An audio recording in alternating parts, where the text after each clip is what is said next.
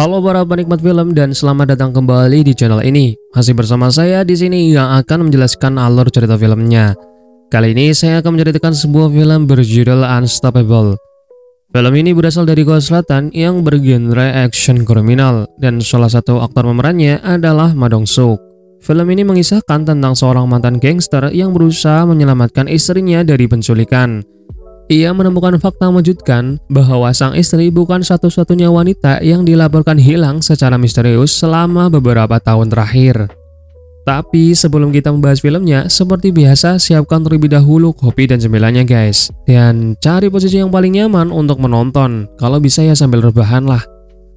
Tanpa berlama-lama, kita langsung aja bahas ke alur filmnya.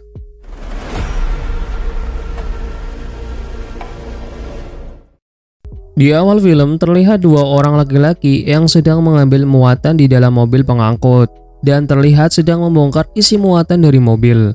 Mereka merupakan pemasok stok barang yang ada di pasar hasil laut. Dua orang ini kemudian menjajahkan stok itu kepada seluruh kios yang ada di pasar. Dengan semangat membara, kedua pria tersebut nampak riang mengerjakan pekerjaannya. Pria ini bernama Kang Dong-chul dan partnernya bernama Chun-sik. Setelah mereka selesai membagikan semuanya, terlihat ada seseorang yang sedang adu bacot di pasar dan membuat keributan. Ternyata, mereka itu merupakan kelompok perwakilan serikat perdagangan yang kita sebut saja di sini sebagai tukang pajak. Tukang pajak itu sedang menagih uang kepada salah satu penjual di sana. Mereka bersikap seperti gangster yang selalu membuat onar dan mencuri uang lewat biaya pemeliharaan yang dibesarkan. Chun-sik kemudian mengatakan kalau mereka hanya menggunakan jabatannya dengan seenaknya sendiri tanpa memikirkan orang-orang di sana. Diceritakan bahwa si Dong-chul dan si Chun-sik ini ternyata sudah lama tidak mendapatkan upah bayaran hasil pengiriman barang dari si tukang pajak tersebut. Tapi dengan polosnya, Dong-chul malah meyakinkan si Chun-sik kalau mereka pasti akan membayarnya. Kemudian, si tukang pajak itu datang mendekati mereka. Dengan sikap menghormati, kedua pria tersebut nampak menyapanya dan mengatakan bahwa mereka telah mengirimkan semua barangnya. Tetapi bukannya membayar upah dan melunasi hutang-hutangnya, tukang pajak ini malahan pergi dari mereka. Tidak lama setelah itu, si Dong-chul mendapatkan sebuah telepon dari seseorang yang menyuruh mereka untuk bertemu. Mereka pun pergi ke sebuah tempat yang ada di dekat pelabuhan. Ternyata di sana ada dua orang, pria yang mengenakan jas bernama Ketua Park, di mana dia di sini merupakan kenalan dari si Dong-chul yang tadi meneleponnya. Sedangkan pria berkacamata ini bernama si Pawners, yang merupakan pebisnis unggul di sektor hasil laut. Mereka ternyata sedang menawarkan investasi kepada Dong-chul. Lalu si pria ini mengatakan bahwa investasi dalam bisnisnya hanya membutuhkan waktu sekitar 3 sampai dengan 6 bulan saja. Ketua Park kemudian mengatakan kepada Dong-chul bahwa ini merupakan peluang istimewa yang dibuat hanya untuknya. Karena masih merasa was-was dengan adanya penipuan, Dong-chul ini meminta kepada si Pawners untuk menunjukkan barangnya terlebih dahulu. Mereka pun kemudian membuka peti yang di dalam peti tersebut terdapat kepiting raja. Di sini si Pawners menjelaskan bahwa kepiting ini merupakan kepiting kelas A yang asli, yang masih jarang ditemui di kota itu. Sesaat setelah melihat kepiting raja, Dong-chul yang masih belum yakin kemudian bertanya kepadanya mengenai kebenaran kapal pembawa kepiting yang akan tiba pada bulan depan. Karena pertanyaannya itu, si Pawners hampir saja membatalkan tawarannya. Tetapi Ketua Park menjelaskan kepadanya bahwa Dong-chul merupakan tipe orang baik yang selalu ditipu seumur hidupnya. Dan investasi ini merupakan kali pertamanya sehingga ia sangat hati-hati dalam memilih partner. Setelah melihat kepiting raja yang akan diinvestasikannya, Dong-chul dan Chun-sik kemudian tertarik untuk berinvestasi. Di sebuah restoran dan panti jompo, di sana terlihat wanita yang sangat ramah dan semangat merawat para orang tua. Wanita ini bernama Jisoo, yang merupakan istri dari Dong-chul. Dia bekerja di kedua tempat tersebut untuk mendapatkan uang tambahan. Karena kesibukan kesehariannya, Jisun sampai tidak sempat untuk makan malam terlebih dahulu. Dia pun makan malam di dalam mobil bersama suaminya. Dongchul di sini tidak menceritakan kepada Jisoo bahwa dia telah berinvestasi kepada kepiting raja. Saat itu, Jisoo juga mengatakan kepadanya untuk tidak menimbulkan masalah lagi, karena mereka sudah beberapa kali ditipu sebelumnya yang membuat banyak hutang menumpuk. Beralih ke sebuah apartemen, kelompok gangster yang mempunyai perusahaan peminjaman uang terlihat sedang mendatangi sebuah kamar dan langsung masuk secara paksa. Di sini terlihat seseorang yang berpenampilan rapih, lengkap dengan jasnya, berjalan ke kamar tersebut. Pria ini bernama Gi-tae, yang dimana ia merupakan ketua dari kelompok tersebut.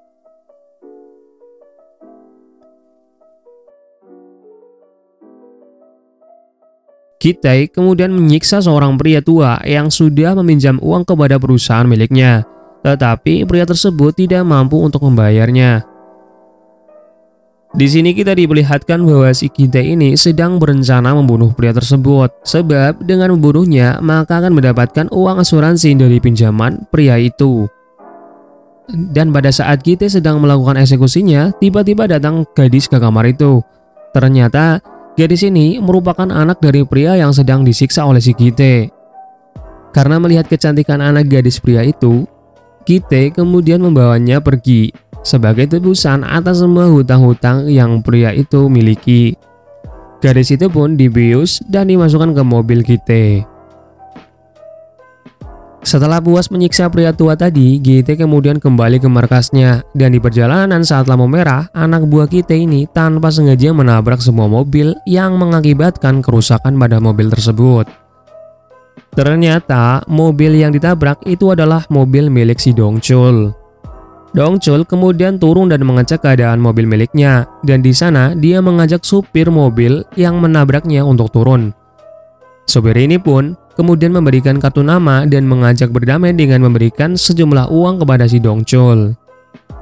Tetapi pada saat itu Dongchul menolak ajakan damai tersebut. Kemudian dengan lagak sombongnya supir itu lalu melempar uang di depan Dongchul.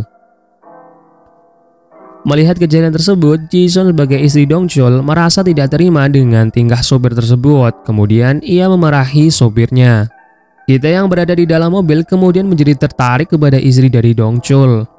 Dia pun langsung turun dari mobil lalu menendang dan menyeret supir keluar. Ia kemudian menyuruh supir agar meminta maaf atas tindakannya.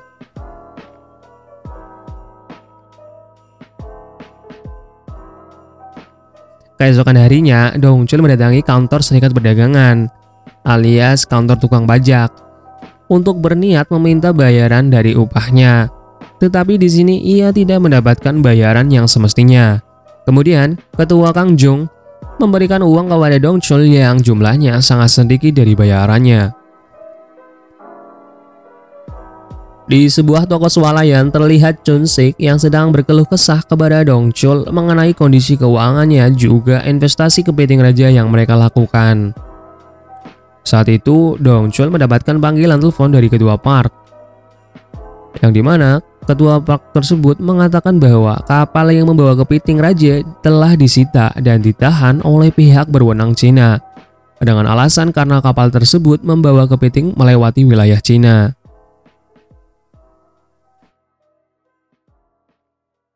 Di sisi lain, istri dari Dongchul terlihat sedang berada di kantor pengacara untuk membahas mengenai permasalahan biaya sewa apartemen mereka.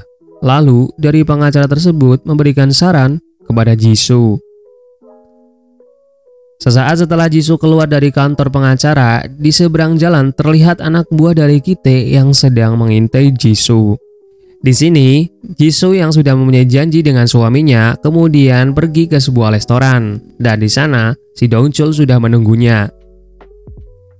Jisoo kemudian menceritakan tentang saran dari pengacara kepada si Dongchul. Saran terbaik dari permasalahan mengenai apartemen mereka agar bisa dipertahankan, yaitu mereka harus bercerai. Mendengar hal tersebut, si Dongchul ini langsung menolaknya. Dan dia mengatakan bahwa sudah melakukan investasi kepiting raja. Mendengar investasi yang Dongchul lakukan dengan ditambah pinjaman sebesar $100.000, Jisun sangat kaget. Ya, Karena hal itu, Jisun kemudian pergi meninggalkan Dongchul yang sedang menyiapkan roti ulang tahun khusus untuknya.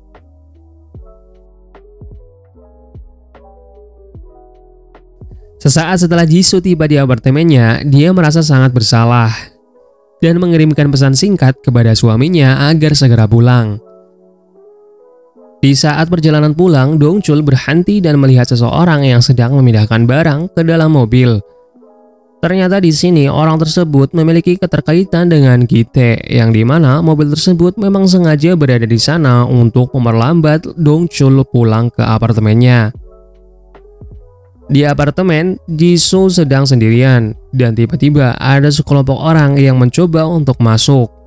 Mereka adalah kelompok Gi-tae yang sudah lama mengintai pergerakan Jisoo. Mereka pun kemudian menerobos masuk secara paksa ke dalam apartemen milik Jisoo.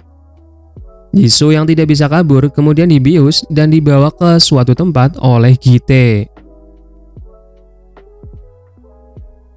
Kemudian saat si Dongchul ini tiba di apartemennya, ia nampak menjadi istrinya dan di sana terlihat bahwa kamar mereka sudah berantakan. Karena rasa panik dan bingungnya, kemudian Dongchul berlari keluar untuk mencari istrinya. Tetapi dirinya tidak menemukan siapapun di sana. Pada saat itu, Dongchul melaporkan kejadian penculikan istrinya kepada polisi dan dirinya diperlihatkan rekaman CCTV di area apartemen mereka. Tetapi di sini rekaman CCTV tidak lagi berfungsi karena kabelnya dipotong oleh seseorang yang tidak dikenal. Dan saat Dongchul keluar dari kantor polisi, tiba-tiba Dongchul menerima telepon dari Gi-tae. Si Gi-tae ini mengatakan kepada Dongchul bahwa dia akan membunuh Jisoo jika dirinya ke kantor polisi lagi. Kemudian, Gi-tae memberitahu kepada Dongchul bahwa ia meninggalkan kartu nama di kulkas apartemennya dan memintanya untuk bertemu di sebuah restoran. Setelah beberapa waktu menunggu, Dongchul kemudian menerima telepon dari Gi-tae kembali. Dia mengatakan kalau si Dongchul ini diminta untuk menjual istrinya dengan imbalan uang sebanyak 1 tas yang berada di restoran tersebut. Karena dia merasa tidak terima dengan hal tersebut, kemudian si Gi-tae ini membawa uang ke kantor polisi. Di sana, polisi tersebut mengatakan bahwa kasus ini merupakan kasus perdagangan manusia dan bukanlah kasus penculikan.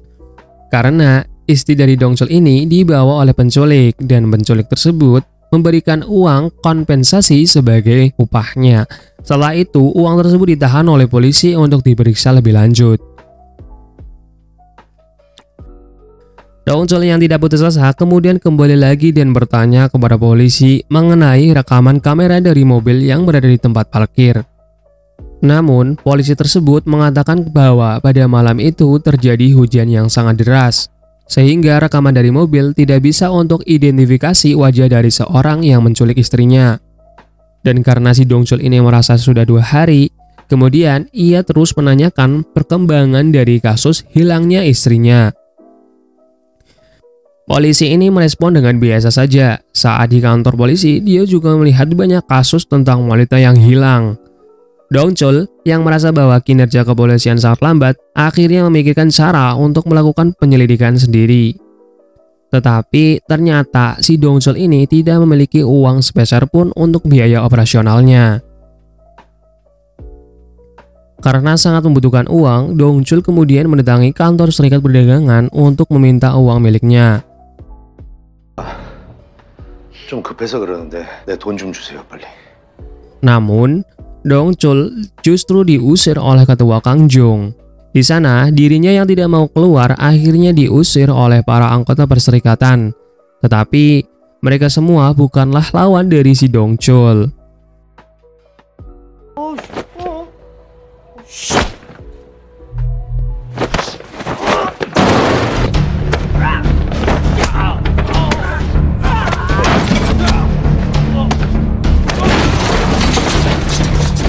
내 돈 가지고 와, 빨리.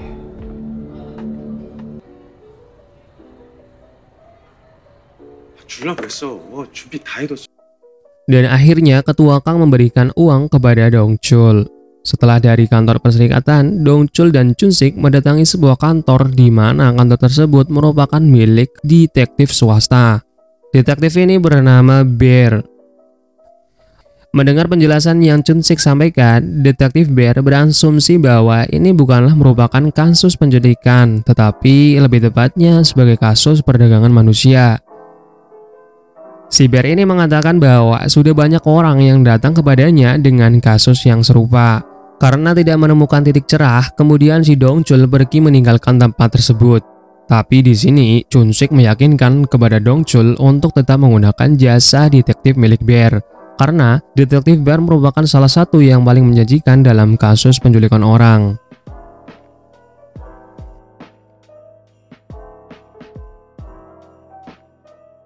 Kemudian Bear langsung melaksanakan tugasnya dengan menampilkan hasil rekaman CCTV yang berada di sebuah restoran, di mana restoran tersebut merupakan tempat Dongchul menerima uang dari Gi-tae. Alhasil, mereka mendapatkan nomor plat mobil dan langsung mengidentifikasinya. Ternyata mobil tersebut merupakan milik dari Choi Man-sik, dan mereka pun segera mendatangi rumahnya.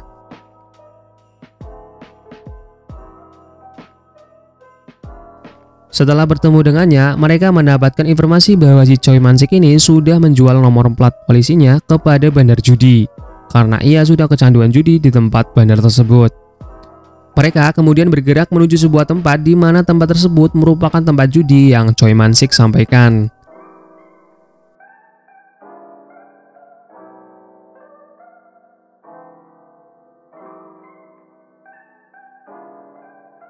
Lalu kemudian mereka bertemu Nyonya Broker. Karena pertanyaan dari Dongchul, di sini si broker itu mencurigai bahwa si Dongchul dan mereka merupakan seorang detektif. Si broker lalu menyuruh pengawalnya untuk mengepung mereka. Dan jelas terjadi sebuah perkelahian.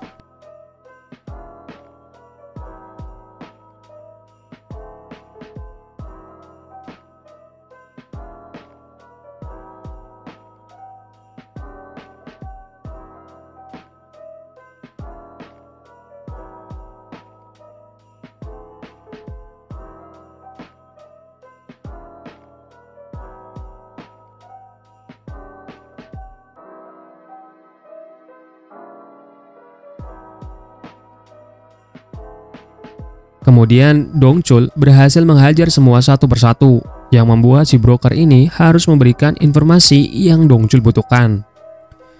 Kemudian si broker memberikan kartu nama sebagai informasi kepada Dongchul. Dan pada malam harinya ia menuju tempat sesuai kartu nama tersebut. Namun, ternyata kartu nama yang broker berikan sudah lama dan sudah berganti pemilik usahanya. Saat akan kembali ke apartemen, si Dongchul melihat ada seorang pria yang sedang menurunkan garis-garis cantik dari mobil. Setelah pria itu pergi, kemudian Dongchul merasa curiga dan langsung mengecek mobil miliknya. Dan ia melihat ada sebuah alamat restoran di sana yang tidak lain merupakan restoran tempat si Dongchul menerima uang dari si Gi-tae. Saat itulah ia mengingat wajah pria yang membawa garis-garis dengan kejadian pada saat dirinya yang hendak pulang ke apartemen miliknya. Dan pria tersebut bernama Lim Gyu. Saat Lim Gyu berada di dalam mobil, Dongchul kemudian menghampirinya dan memintanya untuk turun. Tetapi dirinya tidak berhasil mendapatkan si Lim Gyu.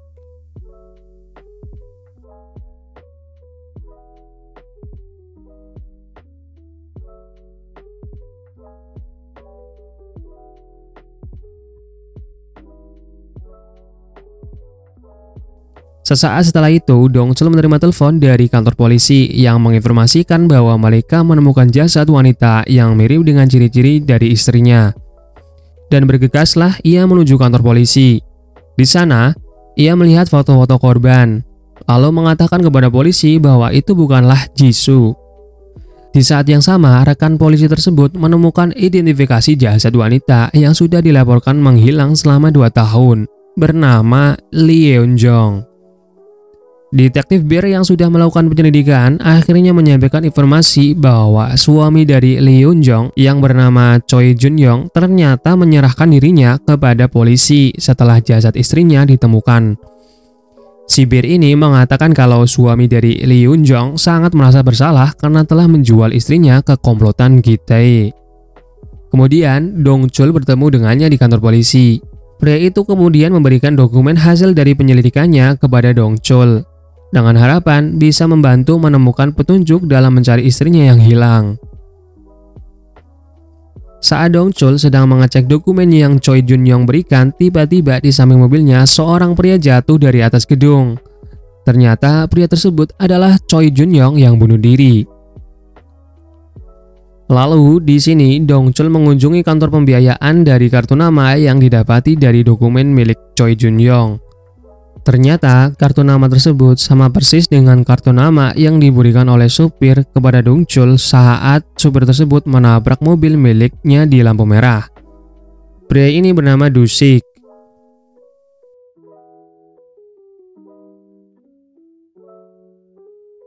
Si Do Sik ini diseret oleh Dong Chul keluar dari ruangannya dan dibawa ke kantor detektif Bear untuk diinterogasi. Tetapi di sisi lain si Gi-tae melihat tindakan Dong Chul melalui rekaman CCTV.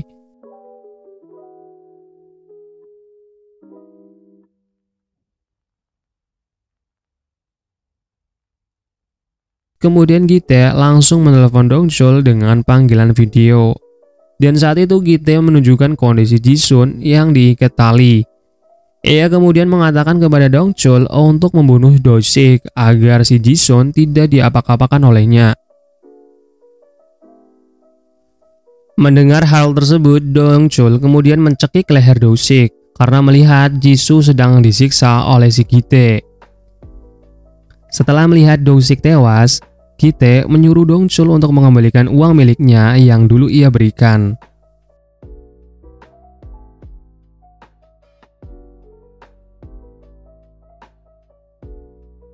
Dan mereka pun merencanakan untuk mengambil uang kembali yang berada di kantor polisi. Saat tiba di kantor polisi, Bear dan Chun Sik berhasil lolos dari penjaga di sana karena mereka menyamar sebagai seorang jaksa. Namun, karena kurangnya persiapan, rencana mereka pun tidak berjalan dengan lancar. Polisi yang berada di sana kemudian mencurigai bahwa mereka adalah jaksa palsu. Mengetahui bahwa penyamaran mereka gagal, Dong Chul langsung bergegas keluar dan mendapatkan ide untuk membuat kegaduhan, yaitu dengan membakar mobil.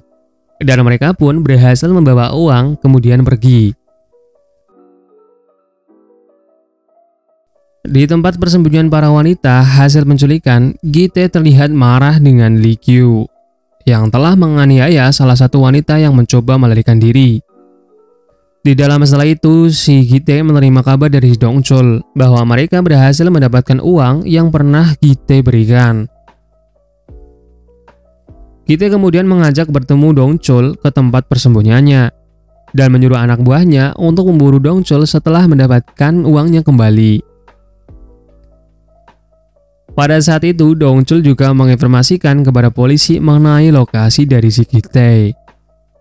Di dalam tempat persembunyian Gi-tae yang sepi, terlihat Ji-su dengan gadis lain sedang berusaha kabur melalui jendela teralis yang ada di sana. Tetapi aksi mereka didengar oleh penjaga di bawah. Kemudian hanya Ji-su yang berhasil kabur.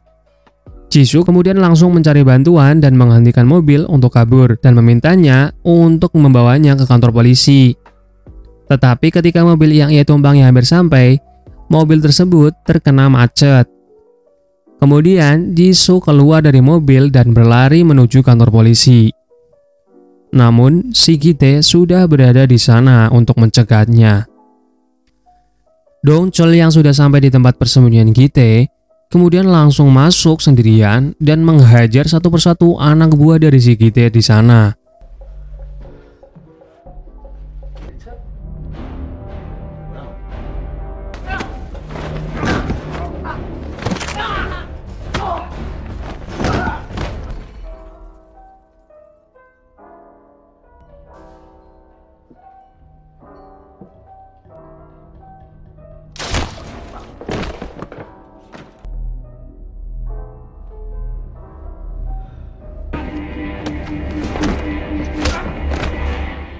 Di tempat itu, Bear dan Chun-sik berusaha untuk membebaskan tahanan wanita yang akan dibawa ke tempat persembunyian yang lain.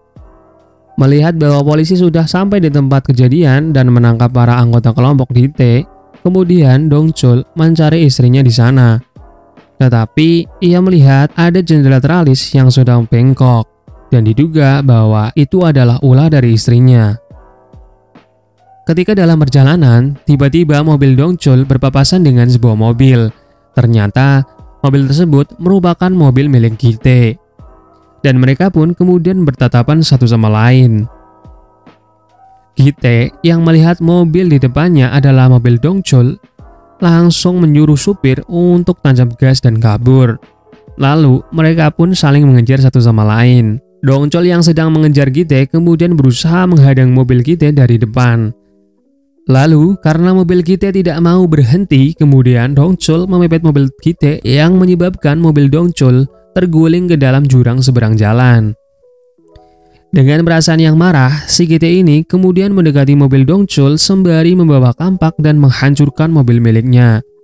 Saat Gi-tae mulai lengah, kemudian Dong-chul menariknya dan memukul Gi-tae berulang kali hingga terlempar keluar mobil. Gi-tae yang sudah kalah kemudian berpura-pura menyerah dan meminta maaf kepada Dong-chul. Saat itu, Gi-tae menggunakan belati miliknya untuk membunuh si Dong-chul. Tetapi dia bukan lawan dari si Dong-chul.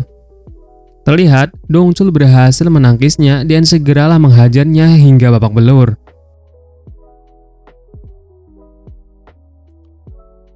Setelah itu, Dong-chul kemudian menghampiri mobil milik Gi-tae yang dimana mobil tersebut membawa Jisoo. Dia kemudian bergegas menyadarkan istrinya yang pingsan dan langsung memeluknya.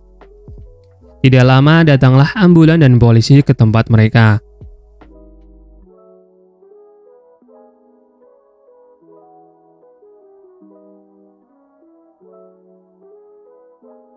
Lalu, setelahnya, kasus ini diliput oleh media dan memberitakan bahwa Dong-chul telah menggagalkan kelompok penyelundupan perdagangan manusia internasional yang tengah dicari-cari oleh Badan Investigasi Kejahatan Internasional Kepolisian Seoul.